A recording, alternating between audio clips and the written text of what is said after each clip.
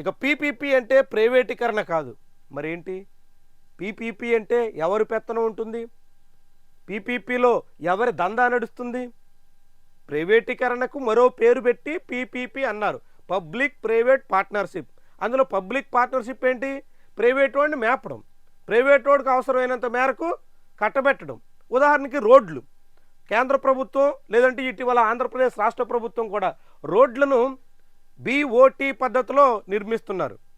రోడ్లు నిర్మాణం ఇంతకుముందు కేంద్ర రాష్ట్ర ప్రభుత్వాల బాధ్యత.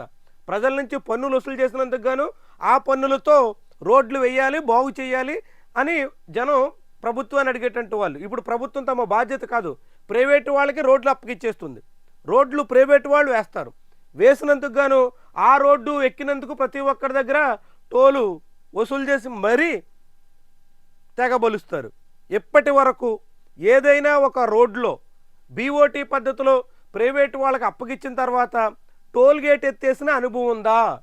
ఎన్నేళ్ల తర్వాత అయినా చూడండి, 25 ఏళ్ల తర్వాత చూడండి, 30 ఏళ్ల తర్వాత చూడండి, ఆ రోడ్ల మీద ఇంకా పన్నులు వసూలు చేసుకుని ఆ కాంట్రాక్టర్లు, ఆ ప్రైవేటు సంస్థలు బాగుపడుతున్న సందర్భాలు లేవా? ఏదైనా ఒక రోడ్డైనా, ఒక టోల్ ట్యాక్స్ అయినా, విశాఖపట్నం అగనంపూడి టోల్ ట్యాక్స్ ఎత్తేయాలి అని ప్రజలు చాలా పెద్ద ఉద్యమం చేయాల్సి వచ్చింది. యానం ఎదుర్లంక వంతెన మీద చాలా పెద్ద ఆందోళన తర్వాత అప్పటి ఎంపీ హర్షకుమార్ చాలా తీవ్రంగా కృషి చేసిన తర్వాత ఇలాంటి 1-2 టోల్ గేట్లు ఎత్తివేయడం మినహా ఎక్కడైనా టోల్ గేట్లు తీసేశారా? టోల్ గేట్లు తీసిన చరిత్ర ఉందా? మరి ఇంకెక్కడ పీపీపీ అంటే నిర్మించి కొన్నాళ్ళు మెయింటైన్ చేసి ప్రభుత్వానికి ఇచ్చేస్తారు అని అంటున్నారు. ఎక్కడైనా ఒక్క రోడ్డైనా ఇచ్చిన దాఖలాలు ఉన్నాయా?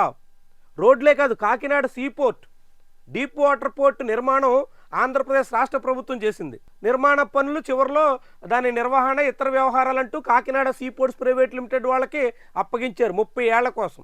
ఇదే చంద్రబాబు హయాంలో కేవీ రావు అనేటువంటి వ్యక్తి చంద్రబాబు బినామీ అని కూడా ఆ రోజుల్లో ఆరోపణలు వచ్చాయి, ఆయనకు అప్పగించారు.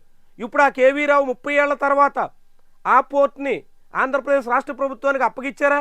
30 ఏళ్ల ఒప్పందం కదా, మరి ఎందుకని అప్పగించట్లేదు? అప్పగించాలని ఈ రాష్ట్ర ప్రభుత్వం ఎందుకు ప్రయత్నం చేయట్లేదు? ఒక్కసారి ప్రైవేటు వాళ్ళ చేతుల్లో, అది పీపీపీ కావచ్చు, ప్రైవేటు కావచ్చు, ఏ పేరుతో అప్పగించినా ఆ గడువులు పెంచుకుంటూ పోతారే తప్ప తిరిగి మళ్ళీ ప్రజల పరవయ్యేది లేదు, లేనే లేదు. అందిస్తారు. జీవీకే పవర్ ప్లాంట్ ఉంది కదా అని చెప్పారు. జీవీకే పవర్ ప్లాంటు దానికి గ్యాస్ సరఫరా జరిగినంత కాలం, గ్యాస్ పవర్ బేస్డ్ ప్రాజెక్టు బాగా లాభాలు ఆర్జించినంత కాలం ప్రైవేటు వాళ్ళు నడుపుకున్నారు. గ్యాస్ సరఫరా నిలిచిపోయిన తర్వాత, ఆ ప్లాంట్లో నష్టాలు వస్తాయని తెలిసిన తర్వాత చేతులు ఎత్తేసారు.